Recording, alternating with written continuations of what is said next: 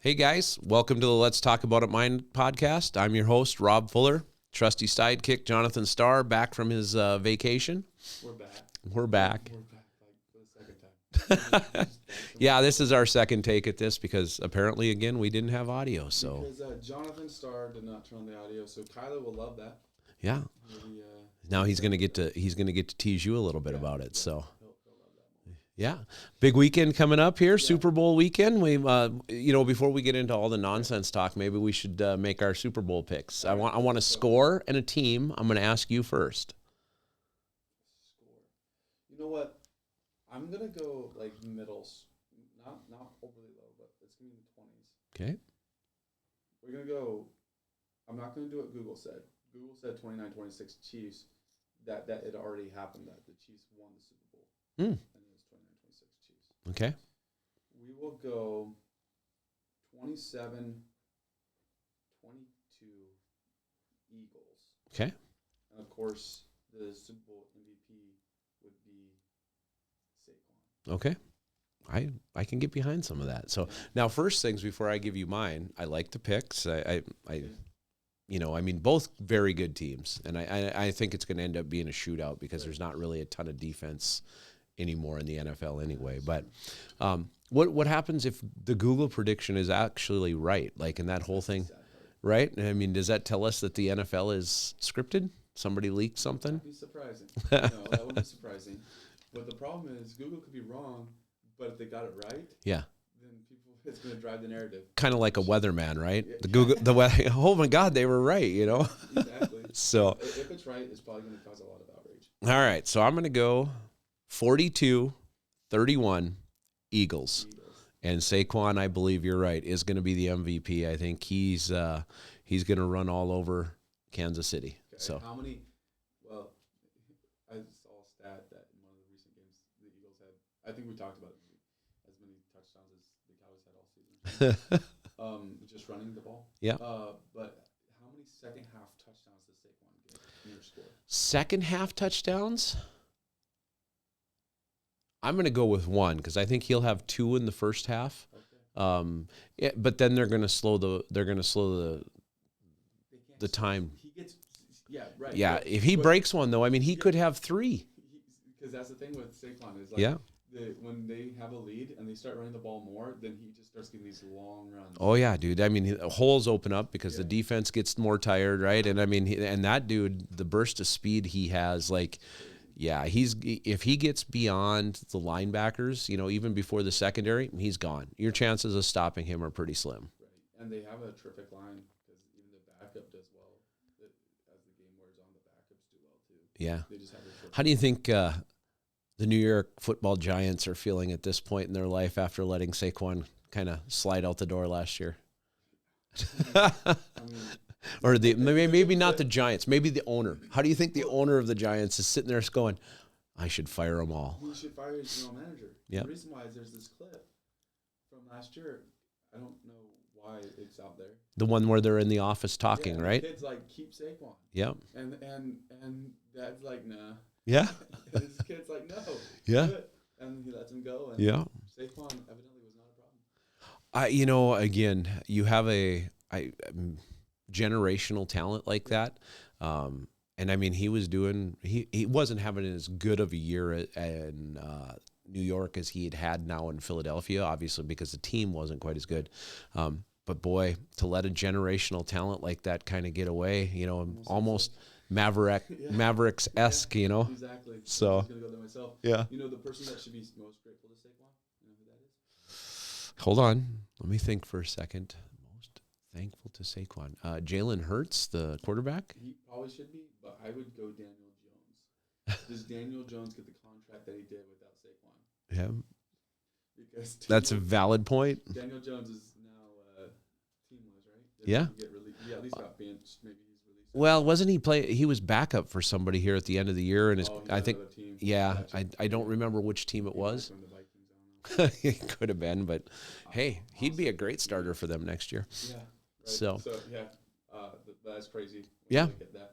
But yeah, interesting stuff. We'll see what happens. now, since we touched on it, what did you think of the middle of the night Mavericks Lakers thing the other day. Are you a basketball fan? Do you watch basketball? I don't mind basketball. Yeah. But one thing that I don't like about basketball is the Lakers. Okay. So, one thing I don't like about basketball is the NBA. Like I'll watch college basketball. I even enjoy my 8-year-old and 6-year-old kids basketball games more than I enjoy an NBA game. But yeah, big huge move though. Like big move, and so the trade just got worse and worse for me because I don't like the Lakers, and I sort of liked Luka. Yeah, Luka's a heck of a player. And so that was one of the best things to come out of it all, we don't have to talk much about it, but 4 years ago or whatever it was, Mark Cuban sold the majority interest of the team to some other guys, and they put the general manager in place and everything like that. But one of the sports reporters the other night said, I text Mark Cuban and asked him one question. What's going on? Or he said, no, he goes, I'm confused by this. And Mark Cuban's response to him, that makes two of us. Hey, that is fantastic. Yeah. That is fantastic. So they said that Nico Harrison, the GM for the Mavericks, same guy that was not GM, but was part of the group that was trying to get Curry to go to Nike. Right? Yeah, he worked for Nike for 22 years before he became general manager, and he was they say he was basically the reason that Steph Curry did not sign with Nike, because during the process to bring him in, they played a video that was meant for another player. They were and he called him by the wrong name. Instead of Steph, he called him Stu or something. Like, I don't know how you would get Steph wrong, first of all, but maybe Steven. Right. Maybe you call him his dad's name, right? Yeah, Dell. Yeah. Oh, sorry about that. But the complete wrong name, So I mean, again, whoever these guys are that own the majority of the Mavericks, I think the guy you put in charge might not be making the best decisions, but the only thing that I would say is the Mavericks have a chance in the immediate to go on a run. And I don't know how deep that is, okay, but I feel like they would have a chance in the immediate. Again, you traded away future. You got AD at 31, and you got Luka that was 25.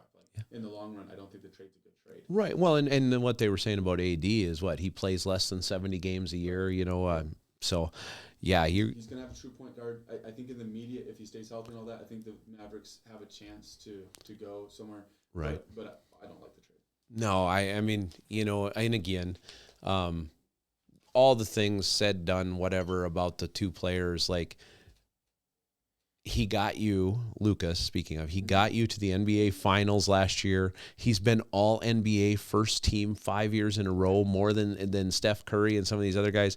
And yes, I've heard all the reports of, he comes in a little bit out of shape. He's not, but I'm going to tell you guys, if you got a guy that works that hard, that does that, just bought a $15 million home in Dallas area. Just got engaged too, and AD just closed on a $32 million place in LA. Now they both got to turn around and sell him. If I were one of those guys, I'd have it in my contract and be like, yeah, there you go. Hey, should we just swap homes too? So don't worry about the loss in revenue. That's right. Don't worry about it. So. You get a lot more money in your career. All right. Interesting stuff. Anyway, we'll move on to. I know we got a lot of stuff we got to talk to here. So. All right. Well, let's get the federal stuff out of the way first. So big things going on there, right? Nothing major in Washington at all. No, so just saving money. Trump's getting picks, through Congress, left and right. Pam Bondi got it. They say RFK is going to come out of it this week. There's still Kash Patel, but everybody that he's put up there so far has gotten approved. Right, so. Yeah. So the only one that didn't get approved, but he didn't make it that far, was Gates. But other than that, Gates.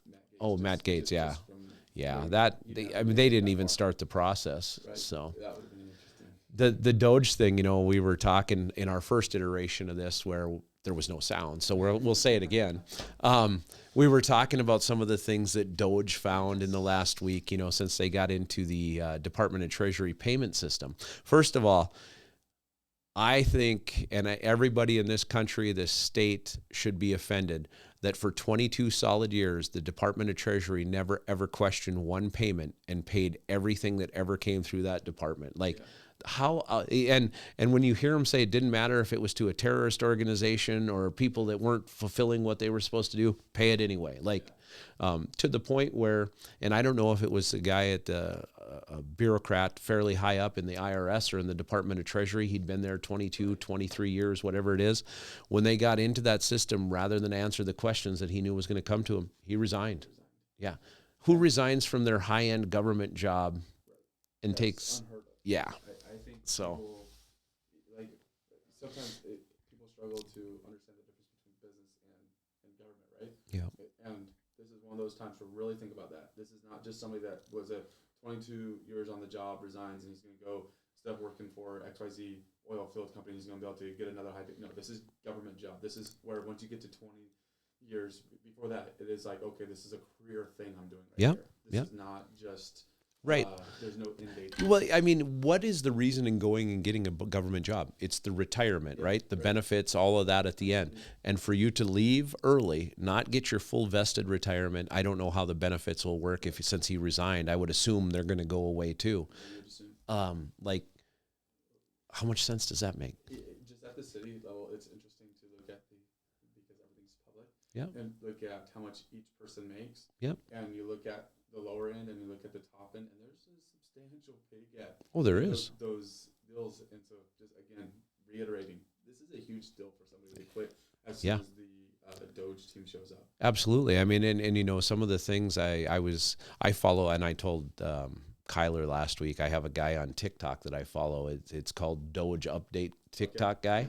And he literally on a daily basis says, these are the things that Doge found and eliminated yesterday. And one of the things, though, and it wasn't him, it came out of the Doge people themselves, $600 million. The Navy spent $600 million last year buying sushi. Like $600 million. Like, how about the IRS?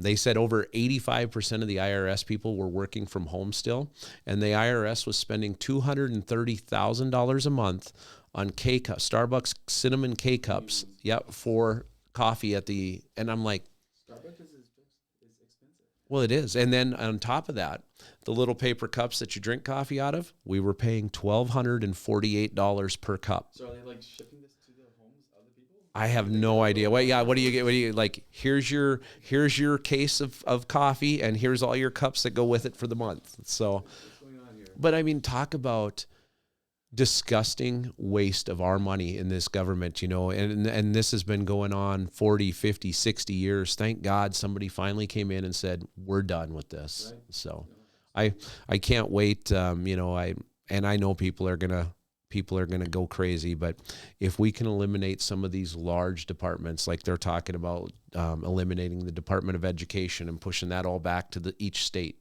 to let them figure their own out. Fantastic. IRS to some degree, you know, if they get rid of the IRS and go with a flat tax or a consumption tax like they were calling it, fantastic. With some of these decisions that are being made, people need to go and remove the name Trump from it and just look at the decision by itself, get rid of party lines, get rid of all the modern stuff that has creeped into politics, and just really think about the decision. Is this good? Do I like Trump? No. Okay, but is this still a good decision? Right. Well, yeah, this is. Some of the decisions are going to be potentially like deal with Gaza, like what's going to come with that. I know that we'll talk about that specifically, but I like me personally, if we actually proceeded with that and followed through on what's going on there, I don't know that I like that one. The one and the Panama Canal one, I can semi get behind, and I know that. But we're not going to take the Panama Canal back now, aren't we? Why? Because Panama capitulated. Yeah, they said we'll let your ships through. Well, and we won't sign back on with the 2017 China deal. And so, again, I think, you know, while he says some bombastic things, right? We're going to take the Panama Canal back. We want Greenland. Maybe we'll buy Gaza. Right. Let's try and play devil's advocate here for a second. So he says, maybe we'll buy Gaza. The United States will repatriate it, make it whatever it wants. You know, everybody can come there and work, whether you're Palestinian, Israeli, whatever. There won't be any more fighting. What does that do? Honestly, I'm not very good at world stuff. Okay. That tells everybody in the Middle East, we are with Israel. And if you don't knock the shit off, we'll plant ourselves, excuse my French, we'll plant ourselves over here right in your area. And if we have something here, you know we will defend it. Right. right? Yeah. And then all of a sudden, everybody over there stops and goes, oh, we don't want the United States over here. Well, you know, I mean, we have enough problem with Israel. You know, we poke the bear and we get swatted by, you know. So I think all that is telling Iran, you know, Lebanon, all of them over there, Turkey, everybody that sometimes pushes back at us and Israel, stop it, or here we come. And we promise it won't be what you think it's going to be. You know, just kind of like he did with the president of Mexico, hinting that maybe we would send our military in there, right?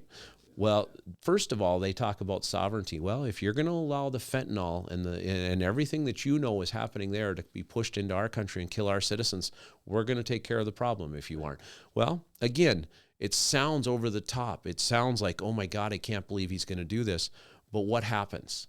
They're like, just like you and I and everybody else in the nation, is he serious about this? Is this real? And they don't know, and boom, they change their tune immediately. You know, Mexico is putting 10,000 troops on the border, and the military is gonna start looking into the cartel stuff, or at least the ones that aren't bought by the cartel, maybe. But, you know, it is the Donald Trump art of the deal. Yeah. You say something to just shock the crap out of everybody while everybody's trying to digest it. You finish off whatever you were really trying to do or get done, and boom, everybody's like, oh, I guess we got nothing here. You know? Yeah, absolutely. Yeah, it's going to be interesting to see how that all plays out. I saw something that someone said, and it was the worst thing that could have happened for the Liberals was that Trump had to wait 4 years to get back into office. Because for 4 years he stewed and he thought about what action do I actually want to take. And now he's been very active. I think they're saying one of the most active. In the first few weeks? Yeah. Yep, absolutely. So absolutely. It's interesting. And I mean, generally, stuff I don't see. If you care about America, I don't see how you can be upset by specifically the spending, the slashes that are going on there. I don't see people are getting so upset. Well, legally they shouldn't be here, and legally they shouldn't be there, and that stuff's going to get worked out. Yeah. But seriously, if we're spending money, wasting money, we're spending $600 million on sushi. Yeah, you should care about that. Yeah, you're telling me you couldn't have taken $600 million and saved a few more small businesses in this country rather than buying sushi for the admirals of the Navy? And when you talk about saving the small businesses, I mean, they go and they begin to audit some of the money where the PPP stuff went, and that was some of that would have been during Trump's the PPP and the ERC money. I mean, so much waste in some of that and programs. So some of that, the USAID offices should have been audited at that point. Absolutely. Sure some of this stuff was being sent to the right places as well. Yep. And now the whole thing, have you seen the back and forth between Elon Musk and Schumer? Oh, God, dude, it makes me so happy because I'll be honest, I really don't like Chuck Schumer as a person, as an individual. I don't care what his politics are. He's slimy, he's schmarmy, and he's very disingenuous to the American public, right? So I think he could just go away. So he comes out. Oh, yeah.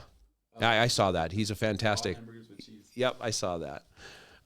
But so he comes out and he makes this comment about, oh, you know, avocados and beer are going to go up in price, blah, blah, blah. And, you know, again, rather than just keep your mouth shut, sit back and wait to see what happens, you're out there in front of everything again, and now you look like a complete clown. So that happens. Yeah. Bill Mayer from HBO gets involved, and he's like, hey, guys, can we just pull Chuck Schumer from the slate and not have him go out and say anything anymore? Literally, that's what Bill Mayer said last Friday. And so then Schumer comes out, and what did he say? Let me see if I can find the. AOC is another one where they get so active in that stuff before they should be. Just let things play out a little bit. See what happens. Let reality create some of those decisions before we go and say that avocados, which is how you make guac. Yeah. Is that really what's in guacamole? No way.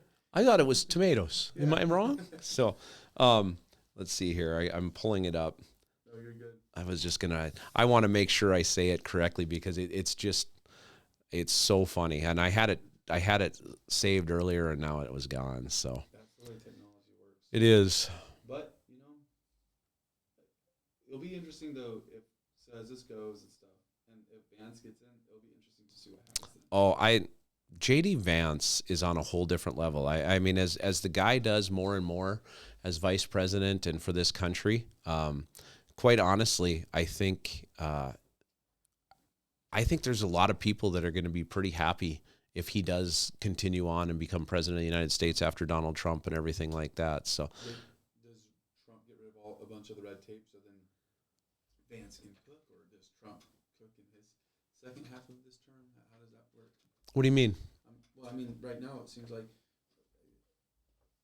a lot of the focus is just auditing the federal government, right?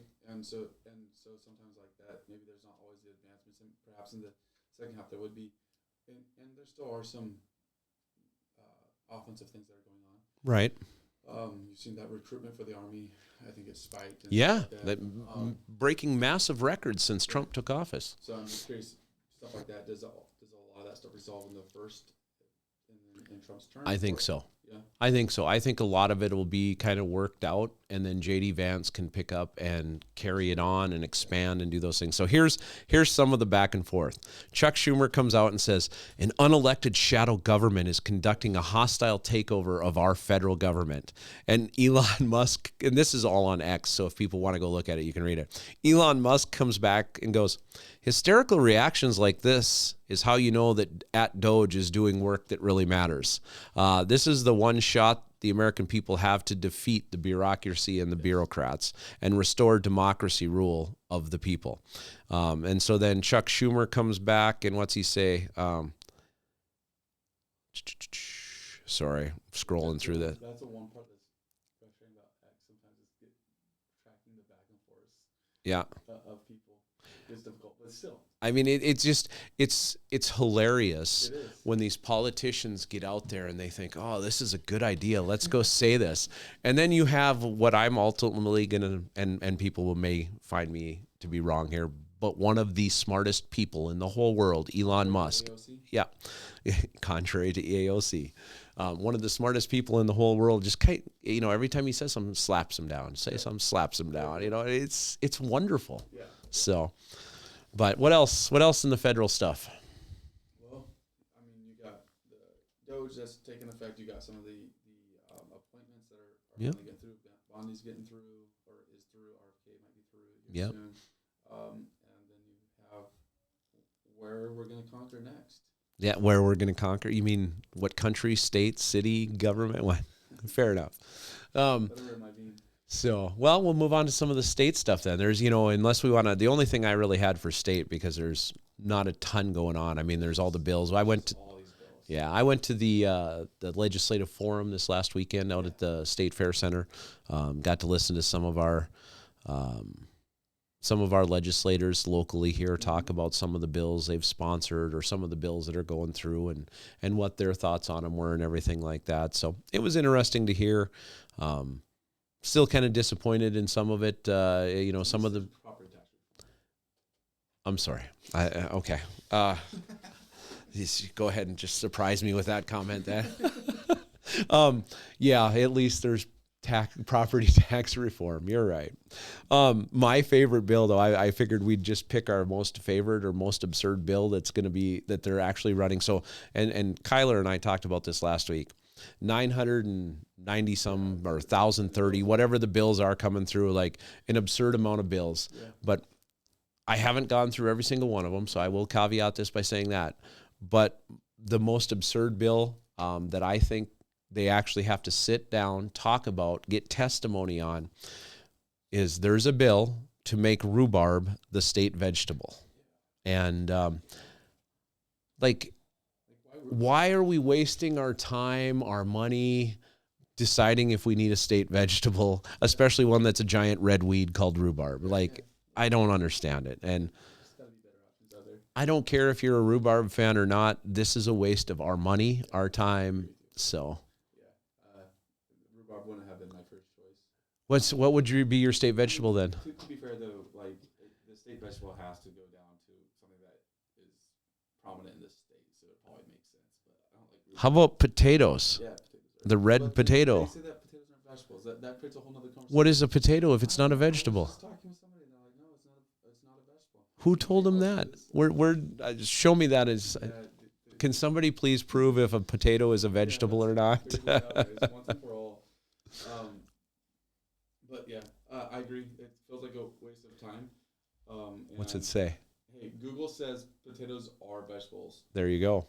So I don't know who told you that, but you might want to go back at them and give them a little bit of the Elon Musk, Chuck Schumer treatment. So yeah, the USDA defines vegetables as the edible parts of plants other than seeds, fruits, and nuts. Potatoes fit this definition as they're the edible modified stems of some big. Well, and I mean, the whole thing about it is do we need to go down that line, right? Like a California and say, this is the state vegetable and this is the state export, okay, what's going to be our state export? Is it going to be grain or oil?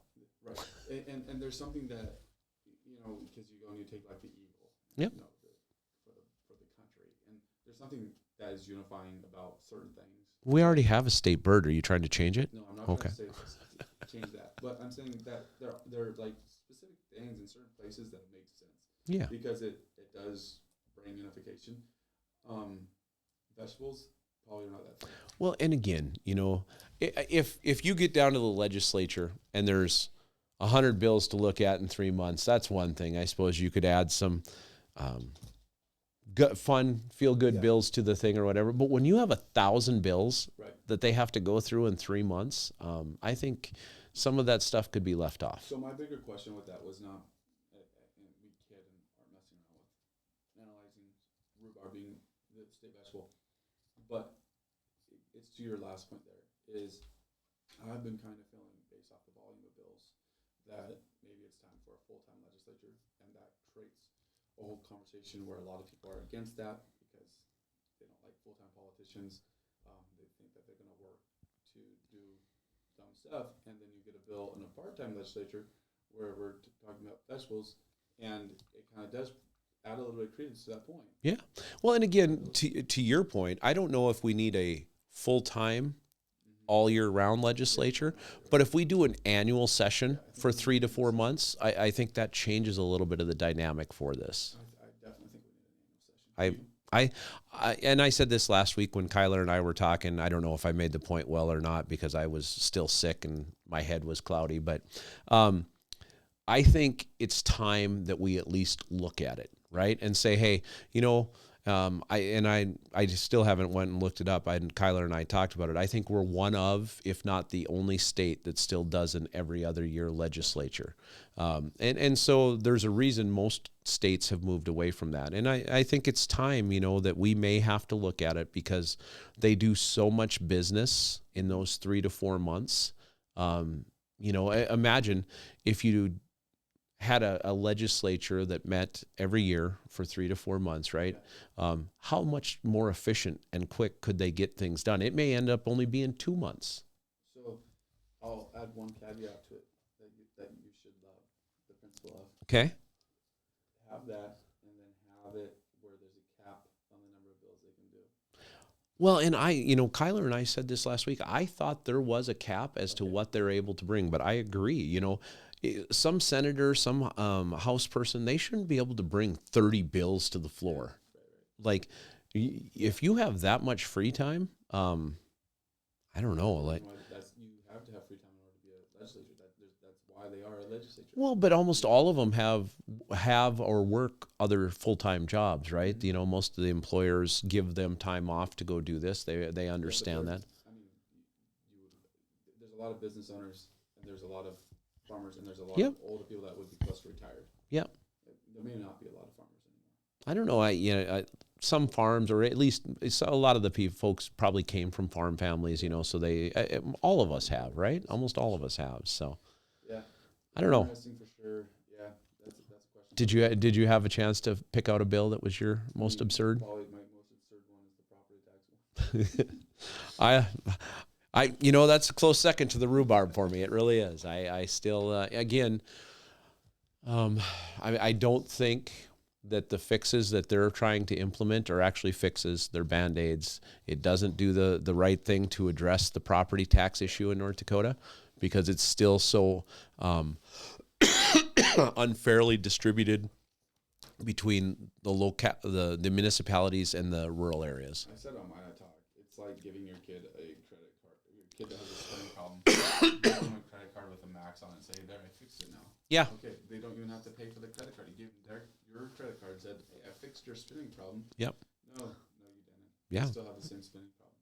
Well, and again, we've touched on this. We know what the city said. To put caps on the city and, do what we say, but not what we do. I just, there's better alternatives, but they don't want to actually do the work to find them or implement them. I would So agree with that. So I probably wouldn't have said that 6 months ago, but now I firmly agree that there is. I don't get why they want to avoid actually looking at property tax reform. Yeah. I mean, other than what you just said, they don't want to put in the work. Well, because there's a lot of money, right? There's a lot of money. And although the state doesn't get it, it comes back to the municipalities. There's a lot of money there, though, that is used in different ways and different things, right? And these guys that are running in the legislature and the government of the state, a lot of them are from some of the bigger cities. And so those monies are important to them to do their pet projects and all the other nonsense. You mentioned that about the money for the pet projects and all that, which sparked a remembrance in my mind, a memory of when Trump went and said, we're suspending all aid. Yeah. So we analyze it. Yeah. And so federal aid would have been suspended. And a court may have went and said you can't do that. No. I'm not sure. Okay. That would have affected if the city of Minot had went and got a bus. Yeah. That would have affected that right there. Yeah. Yeah, they'd have probably put it on, they'd have delayed it and said, hey, we're looking at all the programs and everything and da-da-da-da-da. And wait. But if we were in the middle of payments, then it would have suspended the aid portion. Well, with regard to that, what do you mean if we were in the middle of payments? So would it have been a block? No. We'd have received one lump sum to buy the bus. And I think what happens is you get a letter saying, hey, you have this federal money, and then you show the entity, and they send the money from the federal government to the entity, but it's passed through.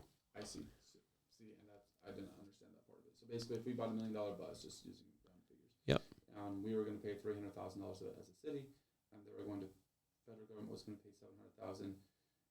Even if we wanted to do payments over 10 years, the government would give us $700,000, and then we would just be paying payments on $300,000. The government would not also give us payments. Correct. No, it would be a lump sum that they would funnel through us basically to the entity we're buying the bus from.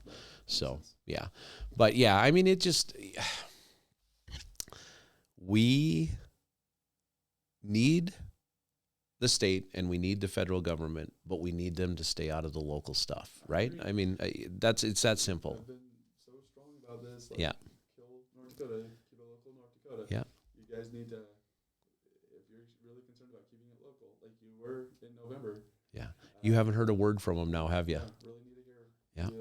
Well, all the out-of-state special interest groups don't care now that they didn't get the property tax thing. They basically used Kill North Dakota for their little purpose, and now Kill North Dakota has nothing to say when the state says, hey, we're going to cap you guys. We can actually take authority away from the local Yep. municipalities. We're going to take it away because, again, and I said this last week, it's going to come down to, unless we want to bond projects for 20, 30, 40 years like we've had to do with flood control, if you have to do a big project, you're going to have to go to the state with your hand out and say, hey, we need money for this or we need money for that. And the state will look and they'll say, oh, this city's got a project, this city's got a project, this city's got a project. Well, we can only do 2. Minot, you're going to have to wait. Fargo and Grand Forks, you get your money. Right. So Armstrong de facto said that when he mentioned if the state, I know I've mentioned this before, but just to reiterate, when he mentioned that if the state was to take a cap, then they would have to cut off their special projects. yeah. When he, with local municipalities, he said it on a radio show, not misquoting him. It's not verbatim, but that was the essence of what he said. Get in line. That's saying that if a local municipality gets capped, they're going to have to cut off, be very careful with the special projects. Are we going to have to do away with our transit stuff? Not that we will, because most of that is funded through federal government. But I mean, again, you could take the same tact. Not for long, at least not currently, right? So, but anyway, all right. So, any other state stuff you want to cover? No, you ready to jump into the local stuff? All right, you guys go. Yeah, well, something happened at the last city council Oh, the garbage pickup thing? Yeah, the garbage pickup. Like, Yep. why are we not just continuing with this fall pickup? We'll touch on that for a second, even being facetious about it. And we had this discussion during the council. We as a city pushed this new automated garbage collection on everybody 3-4 years ago, whatever it was, and said, this is how we got to do it. They didn't have a choice. We just did it. But we did say, these are the promises that we will make you. We will leave this so you can have a spring fall pickup and a fall pickup. And so to go back in and now try and rescind and take that away is bad business. And so we voted it down. I think one thing, the most aggravating part about the recycling is how it is forced on you. Yep. And it is difficult to, so you get one garbage day is for recycling instead of your regular garbage. Yep. That part's a bummer. It is. I mean, everybody basically, so you take those, right? And I've heard a number of these things since I've gotten on city council. You take that Monday away from everybody. Yeah. That's they're recycling, or Tuesday, depending on the part of the city you're in. But then also you have a holiday. It seems like holidays always fall on Mondays and Thursdays for some reason, and so let's say you have recycling on Monday, and then your Thursday holiday, you don't have any garbage pickup. And then, so you've basically gone over a week without any garbage pickup. I would think the city could maybe go, hey, you know what? We need to look at our calendar. And if there's a recycle on a Monday and there's a holiday on a Thursday, we need to give those people a day to pick up their garbage. Because like you said, we're losing out and we don't get a makeup day for it, but we still have to pay the same. Right. So, yeah, but that wasn't the one you were going to go after, though? That one, in contrast, would be garbage compared to what we were. All right, let's go. What we want to talk about was how in January there was these recommendations that went forth by City Manager Harold Stewart, and those recommendations said we're going to hire an interim chief. 12 months. Was asked, do you need longer? He said no. For various reasons, go back watch the city council meeting. He said, this hire is going to be on me. The second hire for the long-term replacement for this chief police would be something that would be a collaboration between city council, city manager, and the public. Then, on Monday, this past Monday, when it was time to hire let's just make this as bad as it can be, okay, Rob? Sweet. When it's time to hire this interim chief of police, he's in the room, all this pressure to hire this guy. The decision is 5-2. No, we're not going to go proceed with the recommendations which we said we were going to follow. Yep. And so I just want to hear. I just have one simple question. Okay. Why? Okay. Why all of it? Do you want me to just start from the beginning? I want you to say whatever you are comfortable saying. Okay. So, I'm going to go back here a little ways. We'll go into December. And, we came out of the investigation. It wasn't as great as we had hoped it was, right? I mean, as far as the report and everything like that. So I think there was a little bit of a letdown there. City manager had put Captain Plessis in place as a temporary interim chief of police, right? And I believe, at least for me, I'm not going to speak for everybody else, but for me, it had been communicated that Captain Plessis did not want to continue doing that. It was a short-term thing. So we're like, okay, you know what? Then we got to find an interim because we know it's going to take time. Now, yesterday, I was listening to your guys' podcast yesterday, and you guys talked about this a little bit, and Leif Schneider referred to a sports team or something, right? And so I'm going to touch base on that for a second. When a team fires their head coach or general manager or whatever it is, do they say, hey, we're going to hire a couple, 3 different interims before we find our head coach? Or do they put one person in place and then they find their long-term solution, right? And I think that's done for continuity, to keep things. And again, as Councilwoman Lisa Olson said the other night at council, this department has been through so much in the last 6 months, like so much. And Captain Plessis has had a chief's career of 5 to 10 years in a 6-month period, right? So, Okay, so that kind of sets it all up. So anyway, January comes, city manager says, hey, we're going to go look for an interim again and move on. Okay, great. Well, since that happened to the meeting on Monday night, and again, little bits and pieces here, but to full effect starting last Thursday when the agenda came out and it was on there that Mr. Otterness was going to be offered the position, the amount of money he was going to be given, and some other things. Okay, great. Here we go, right? I received, and I am not the only one on the council, so I can say that, but I don't know what other communications. I received so many messages from people related to the police department, from officers within the police department, and different things like that.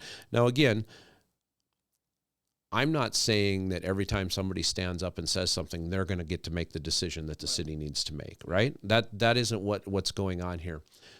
But it was communicated to me, at least, a number of times that, one, too much change isn't going to be good, right? One of the folks that reached out to me says, "How do you guys feel that Captain Plessis has been doing?" And as Harold, the city manager, said the other night, and I will say this right here on this podcast, and I'll tell anybody, Captain Plessis has done a fantastic job. He is a stand-up individual. He has the love of the people in the department, and I believe if he wanted to do the job, and we're happy with it, why would we change that? Right? Okay. Now, especially in the interim basis. Right. It's the interim basis. I am, and I know a city manager the other night during his moment on the dais where he was talking said, hey, the new guy can come in, he can make all the change, and then he can be the bad guy and move on, da-da-da-da-da. So again, having received a lot of contact from people, I finally, on Monday afternoon, we were in a meeting with Public Works about the transit stuff that was coming up, because we had some questions about why are we doing this, what's it going to lead to, et cetera. And Tom Joyce was out there, and we were talking with him. But I said, excuse me a second, because I had reached out to Captain Plessis, because I wanted to know. I've heard this, and I've heard this, and I've heard this. I want to know. So I reached out to Captain Plessis, and I asked him 3 simple questions, and he answered those questions. And so in my mind, I understood now that he does care deeply about that department, and he does want to do the job. Well, and maybe that changed. I don't know. I didn't ask that question. But we have an individual who is doing a good job. I believe... No. That's something that's been said, I don't know for sure, but as early as December. Like this is not something that just came up over the last month. Like he's been doing a good job through the entire process. Yeah. What I've been hearing. He is well respected. People listen to him. They believe that he is leading the department in a good direction, at least for the interim, right?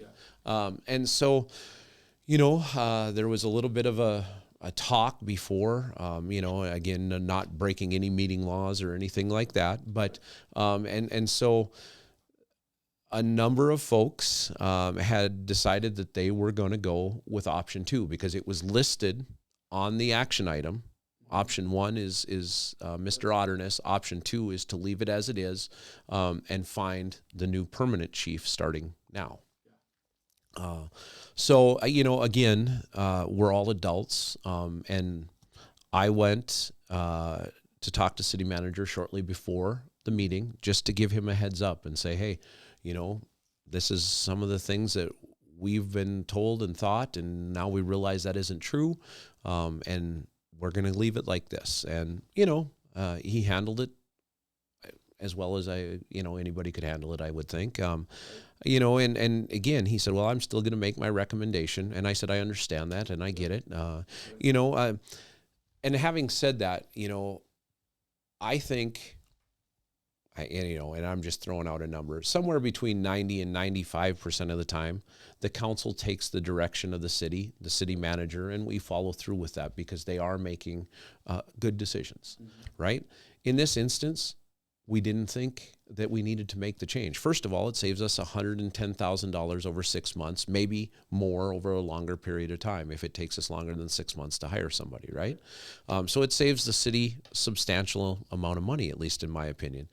Number two, it gives some continuity to the department. Yes, we still have some things down there I think that need to be addressed, and Captain Plessis is well aware of that. And I think the greatest thing that this gives us the ability to do, and when I say us, I mean the city, it gives the city manager, the time and the ability to work with the interim chief, because the city knows what the problems are.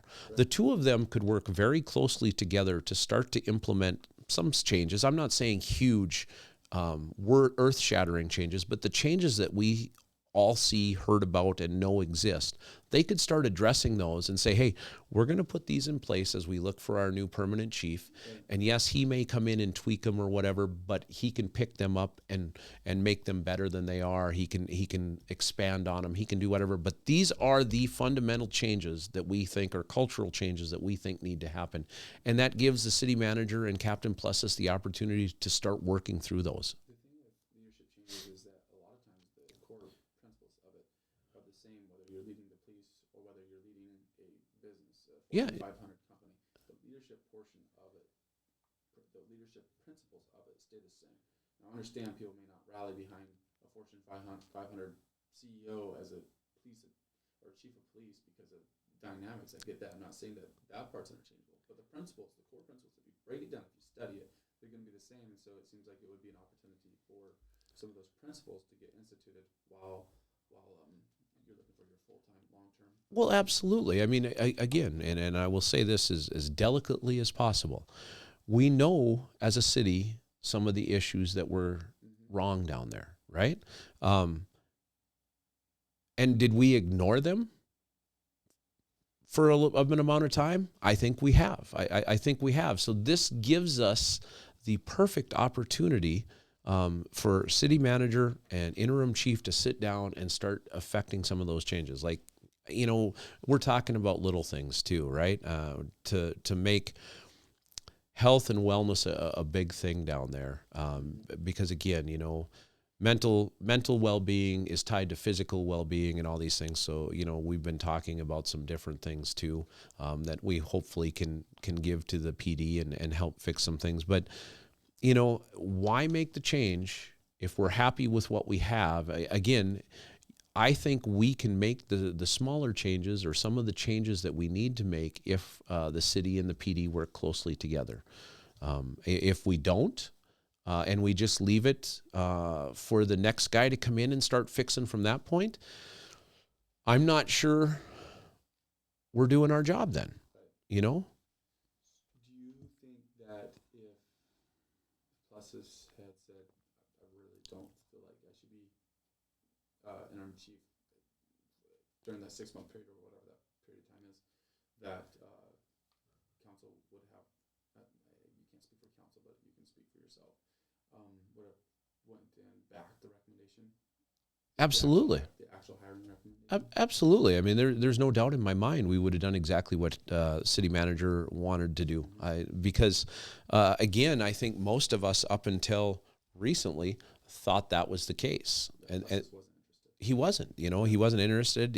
Obviously, he's related to, by marriage to one of the officers that passed away. So there's that stress in his life as well, right? I mean, so, all of that kind of made sense. But then when you hear that isn't the case and that isn't accurate, and I reached out to him personally and got the answers,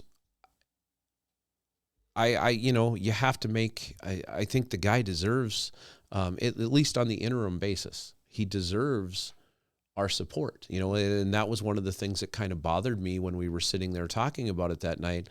Like, they're saying, well, we're not going to make any changes. Hold on a second.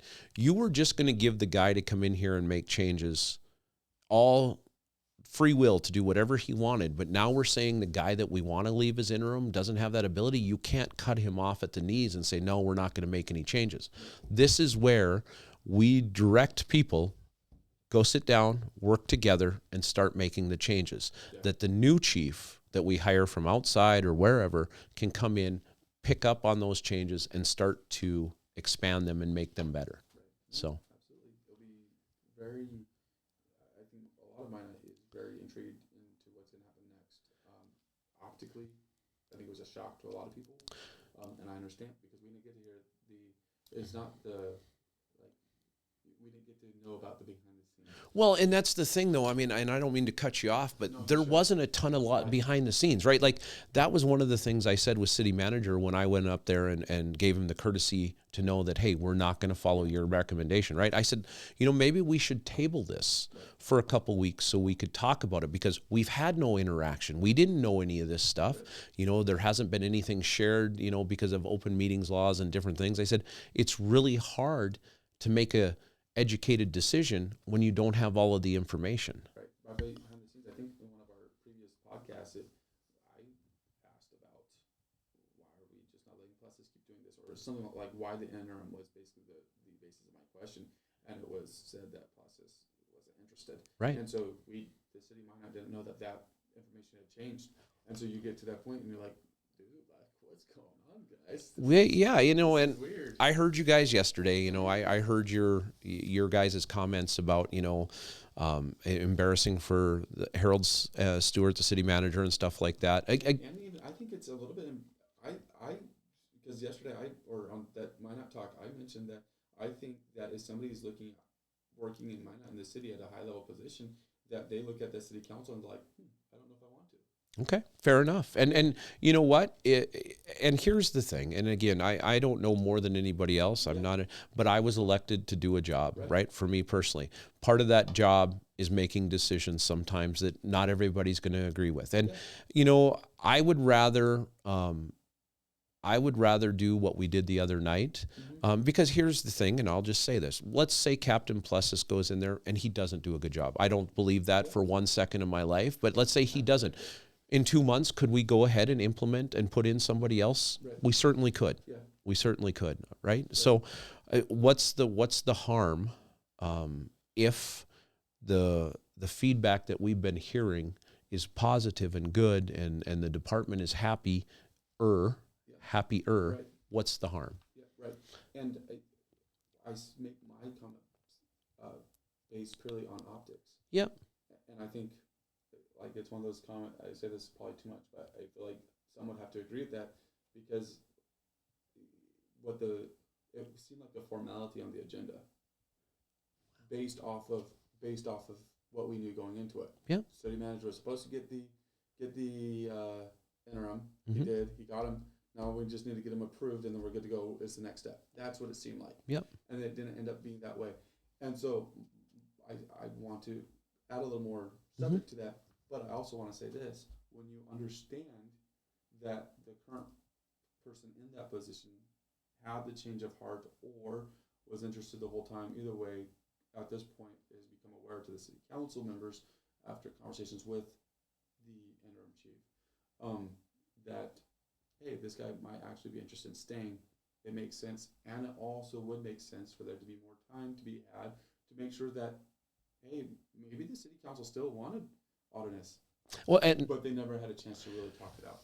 And we didn't. And one of the things I suggested in the brief conversation when I went up and talked with Harold before the meeting and just to give him the courtesy of knowing, is I said, well, if we table this, maybe it's something we could do where we keep Dale in his spot, right, and doing what he's doing because he's doing a wonderful job. And we hire Audinus as a consultant and have him help Dale, move through the process. I said, how much different is that, honestly, than what we were talking about? Yeah, absolutely. But that wasn't accepted or well received, and so we moved on and we just did it how we did it. The way that basically the options had to be. Well, it was an option. It was an option on the agenda item, right? Option number 2 is what Lisa Olson suggested. It was an option on there as one of our choices, and again, we don't know what we don't know sometimes, right? And again, we can't have a lot of conversations behind the scenes and everything else because of open meetings laws and that sort of thing. But there are pieces of information that I feel are pertinent to doing that job and making decisions. And I'll be honest with you, as you've probably gotten to know me, you don't find me to be just a guy that takes what somebody says without doing any research or looking things up. I mean, I like to find out what I'm being told is accurate and true. And you can't make good informed decisions if you're not getting that information that way. So, for sure. Interesting deal. I think it really helps hearing more of the thought process that went into making that decision. It makes it a lot more easy to understand and get behind and support. Well, I hope so. I hope the general public, they see and hear little bits and pieces of what kind of happens, right? And I hope they realize there's more to it. There's more information sometimes that we can't share or that we didn't have when we made our first initial decision. So I hope they understand that we're doing the best that we can, and we're trying to do the best for the city and the PD. Absolutely. No, I agree, and I think that is the core thing that in the just let me use the word drama of figuring out the leadership and all that is going to happen with that part of the PD. It's important to realize that there are a bunch of officers, there's a bunch of other people that just simply, for whatever reason, whatever led them to just wanted a career in that field and just want to show up, go there, do a good job, and they need our support, the community support. Absolutely. And I mean, the biggest thing, and we've been hitting on this, right, I think since the whole investigation started, is communication. Mm-hmm. Communication to the officers in the department, amongst the department, from the department to the city, from the city to the city council. Mm-hmm. Like, lack of communication kills everything, right?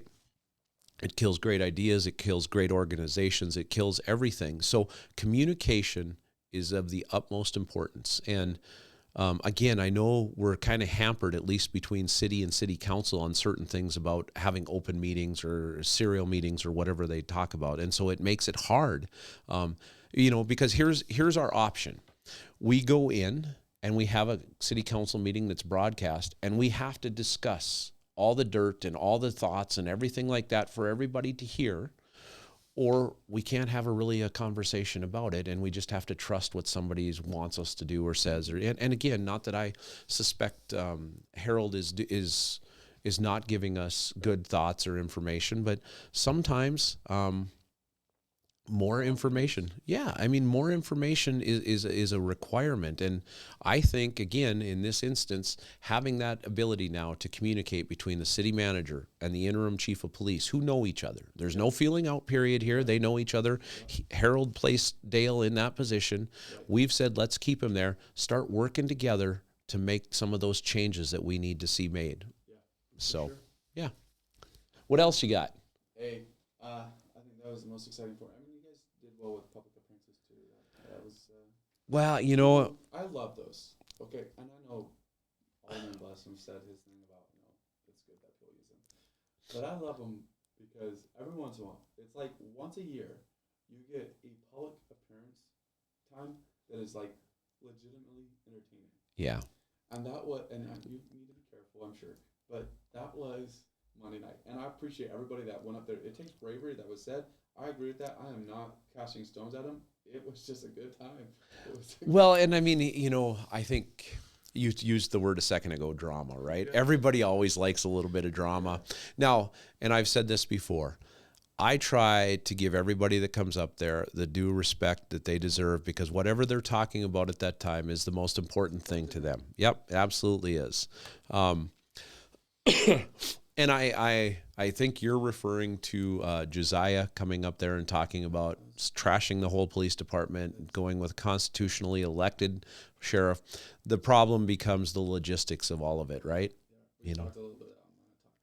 I'm not sure that it works for a place of size. How do you move? Again, they do it in smaller rural towns because, well, if you have a one-man cop show or a two-man cop show, sometimes it's easier for the county to just take it over. But in this instance, number one, the county would need to expand their force considerably, and they would have to have officers that are basically just taking care of Minot versus ones that are out rural in the whole county.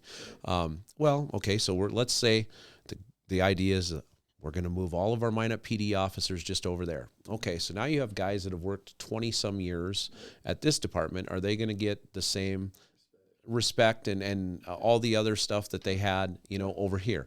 How do you logistically move salaries, benefits, all of it, Ton of things.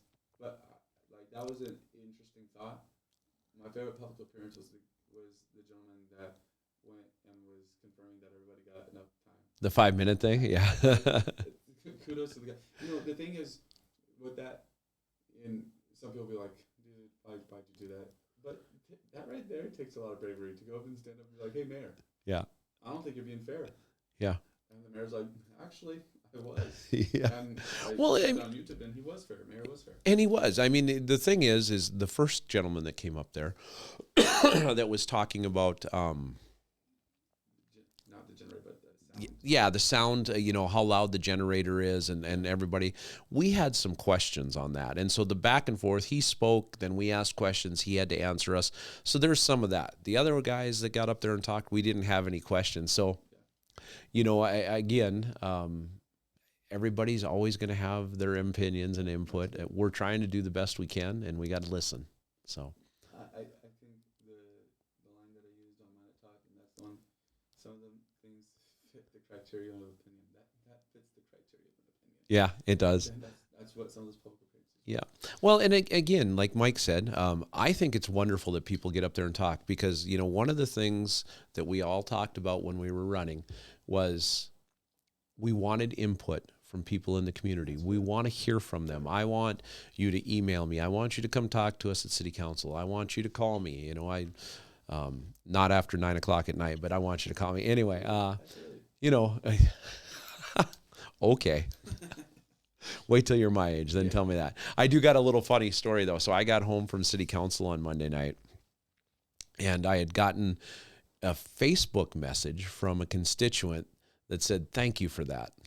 And I was just confused. I didn't know, And so I typed back, "What did I do? And what am I being thanked for?" And the constituent comes back and she says, and I literally started laughing. She said, "There's a group of us down at the Blue Rider playing City Council bingo, and you supported Mike Blessum and on the trash thing," she said, "and that got me bingo. So thank you." And I just started laughing. I was like, "Oh man, I made the bingo card." So I would just like to make a comment about the guys at the Blue Rider. If you guys, the day after we have City Council, if you guys could email us the previous night's bingo card, I would just love to see them because we think it's a great thing.